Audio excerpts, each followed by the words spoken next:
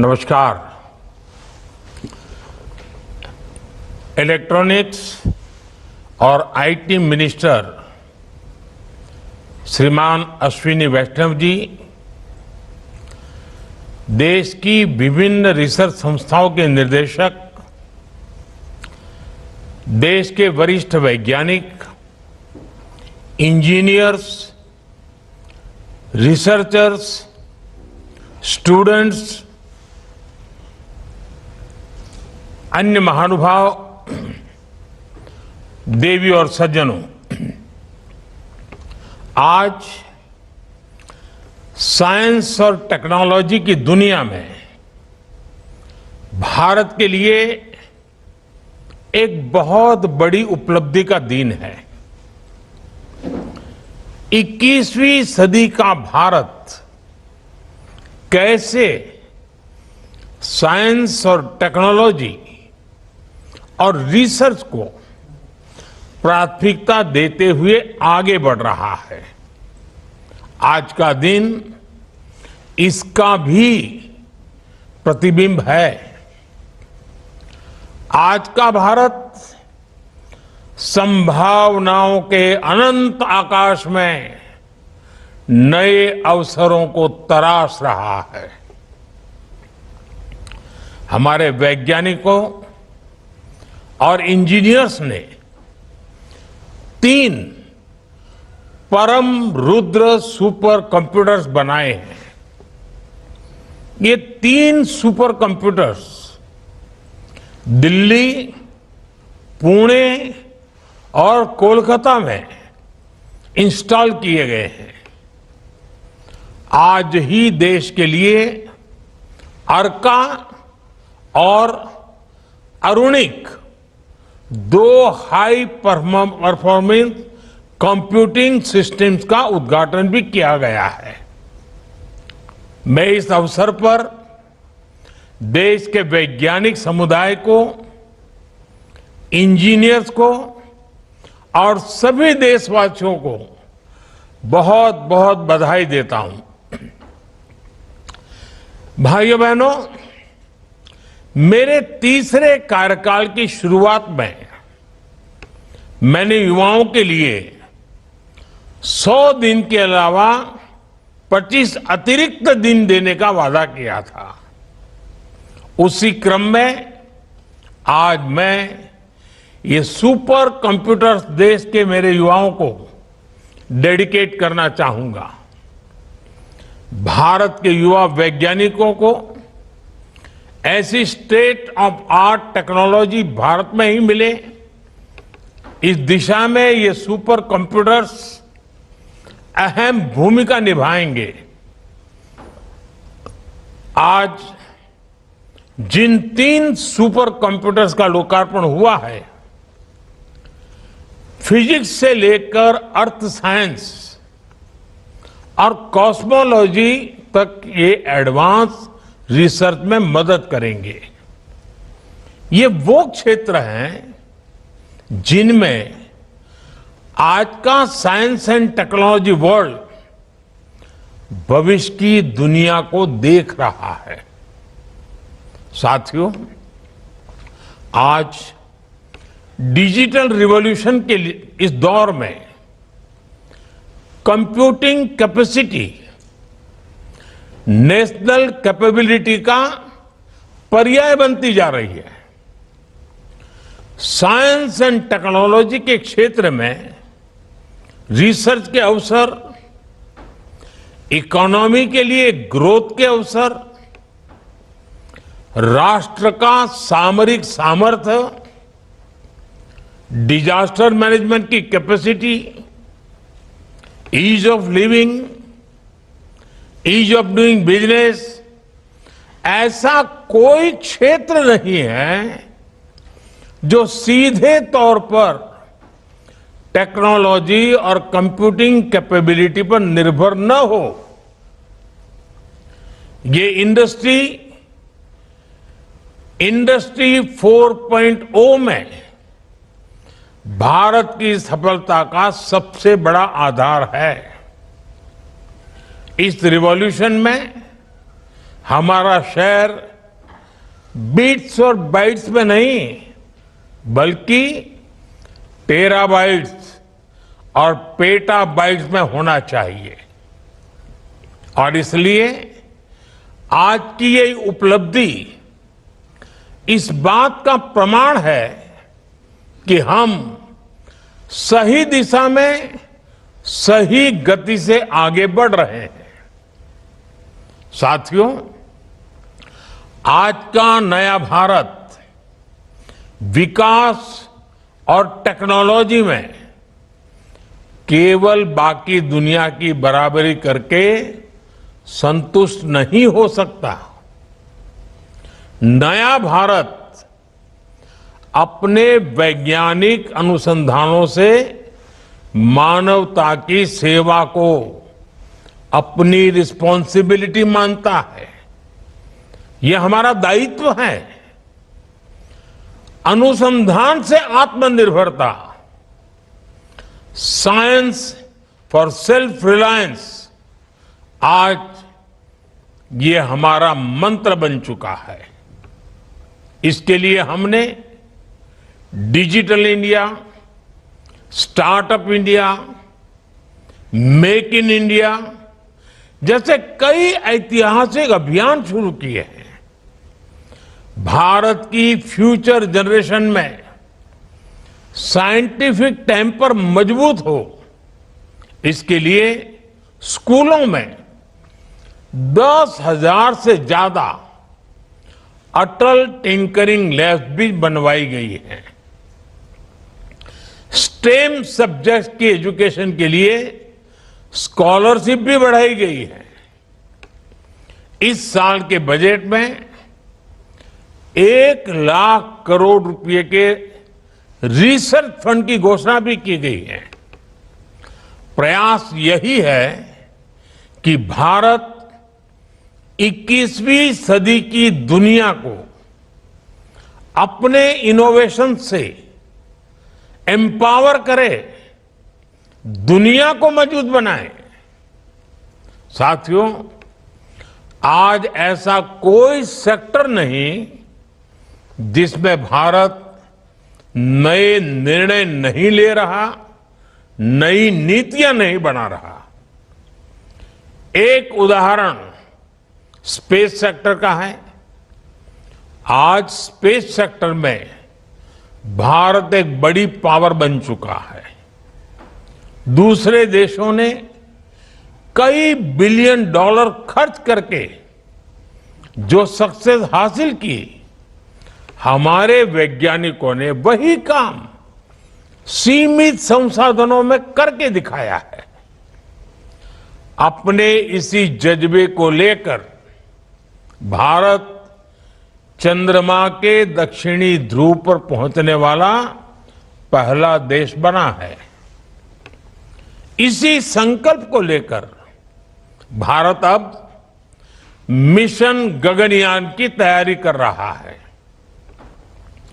भारत का मिशन गगनयान केवल अंतरिक्ष तक पहुंचने का नहीं, बल्कि हमारे वैज्ञानिक सपनों की असीम ऊंचाइयों को छूने का मिशन है। आपने देखा है 2035 तक भारत ने अपने स्पेस स्टेशन को बनाने का लक्ष्य रखा है।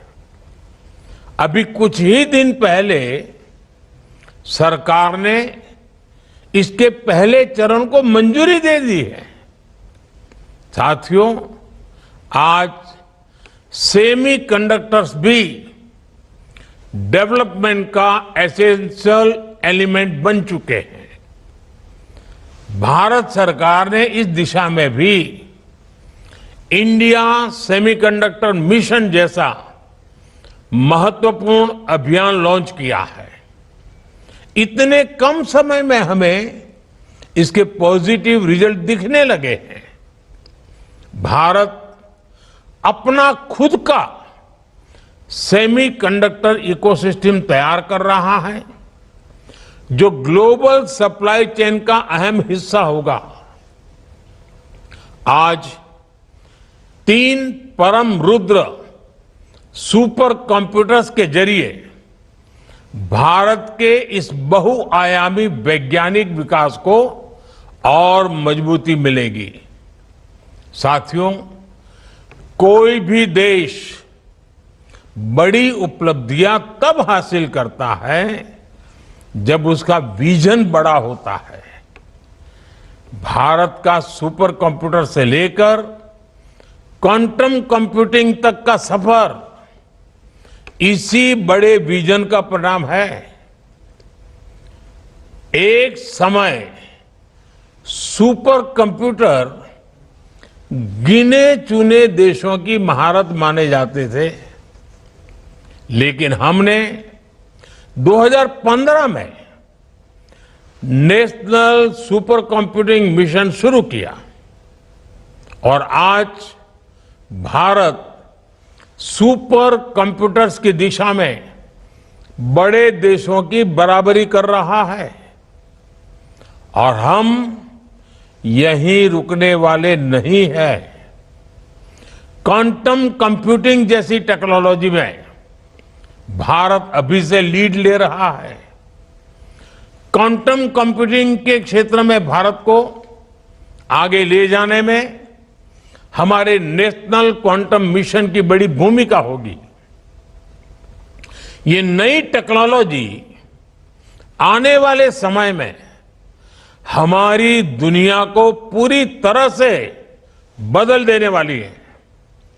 इससे IT sector, manufacturing industry, MSME और स्टार्टअप सेक्टर में अभूतपूर्व बदलाव आएंगे, नए अवसर बनेंगे और इसमें भारत पूरी दुनिया को एक नई दिशा देने की सोच के साथ आगे बढ़ रहा है।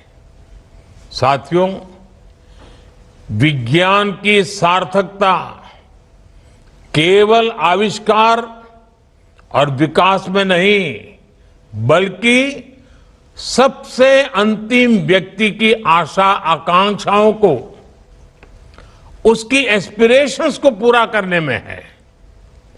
आज अगर हम हाईटेक हो रहे हैं तो ये भी सुनिश्चित कर रहे हैं हमारी हाईटेक टेक्नोलॉजी गरीबों की ताकत बने। भारत की डिजिटल इकोनॉमी, हमारा यूपीआई इसका एक बड़ा उदाहरण है। हाल ही में हमने मिशन मौसम भी लॉन्च किया, जिसमें वेदर रेडी और क्लाइमेट स्मार्ट भारत बनाने का हमारा सपना पूरा होगा।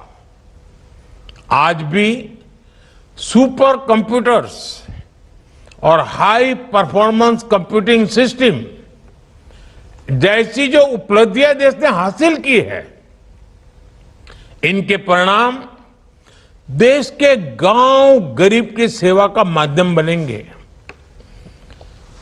एचपीसी सिस्टम के आने के बाद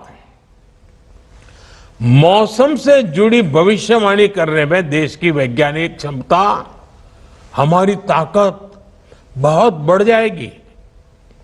अब हम हाइपर लोकल यानी बिल्कुल स्थानीय स्तर पर मौसम से जुड़ी ज्यादा सटीक जानकारी दे पाएंगे, यानी एक गांव उस गांव के इलाके तक की बता पाएंगे। सुपर कंप्यूटर जब एक दूर दराज के गांव में मौसम और मिट्टी का विश्लेषण करता है तो ये केवल विज्ञान की उपलब्धि भर नहीं है, बल्कि यह हजारों लाखों जिंदगियों के जीवन में बहुत बड़ा बदलाव है। सुपर कंप्यूटर तय करेगा कि मेरे छोटे से छोटे इलाके के किसान के पास दुनिया की बेस्ट नॉलेज उपलब्ध होगी। इसका बहुत बड़ा लाभ अब छोटे से छोटे गांव में खेती कर रहे किसानों को होगा, क्योंकि इससे अब किसान अपनी फसल के लिए सही निर्णय ले पाएगा। इसका लाभ समुद्र में मछली पकड़ने जाने वाले मछुआरों को होगा। हम किसानों को होने वाले नुकसान को कम करने के लिए नए तौर तरीके निकाल पाएंगे। इससे इंश्योरेंस बीमा, जो फसल बीमा होता है, इंश्योरेंस योजनाओं की सुविधा पाने में भी मदद मिलेगी। हम इसकी मदद से आर्टिफिशियल इंटेलिजेंस, एआई और मशीन लर्निंग से जुड़े मॉडल्स बना पाएंगे, जिसका फायदा तमाम स्टेक होल्डर्स को होगा। देश के भीतर सुपर कंप्यूटर्स बनाने की हमारी काबिलियत, ये उपलब्धि देश के सामान्य मानवी के लिए एक गर्व की बात तो है ही। इससे आने वाले समय में देशवासियों के सामान्य वर्ग के जीवन में बड़े बदलाव के रास्ते भी निकलेंगे। आर्टिफिशियल इंटेलिजेंस, एआई और मशीन लर्निंग के इस दौर में सुपर कंप्यूटर्स बहुत बड़ी भूमिका निभाएंगे। जैसे आज भारत ने अपनी स्वदेशी तकनीक से 5G नेटवर्क बनाया है, जैसे आज बड़ी बड़ी कंपनियों के मोबाइल फोन्स भारत में बन रहे हैं, इससे देश की डिजिटल क्रांति को नए पंख लगे हैं। इससे हम टेक्नोलॉजी और उसके फायदों को हर देशवासी तक पहुंचा पाए हैं। इसी तरह भविष्य की तकनीक विकसित करने में हमारा सामर्थ्य, मेक इन इंडिया की हमारी सफलता, ये देश के सामान्य मानवी को आने वाले कल के लिए तैयार करेगी। सुपर कंप्यूटर से हर क्षेत्र में नए शोध होंगे, इनसे नई संभावनाओं का जन्म होगा। इसका लाभ देश के आम लोगों को मिलेगा। वो बाकी दुनिया से पीछे नहीं होंगे, बल्कि कदम से कदम मिलाकर चलेंगे। और मेरे नौजवानों के लिए तो, मेरे देश की युवा शक्ति के लिए, और भारत जब दुनिया का युवा देश है तब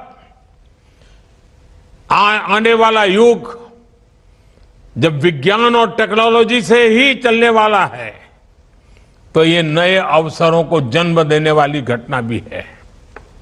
मैं देश के नौजवानों को इन सब के लिए विशेष बधाई देता हूं।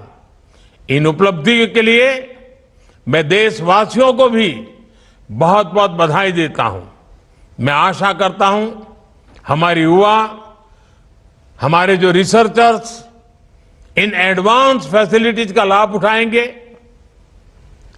साइंस की फील्ड में नए डोमेन्स को खोलेंगे। एक बार फिर आप सभी को अनेक अनेक शुभकामनाएं। धन्यवाद।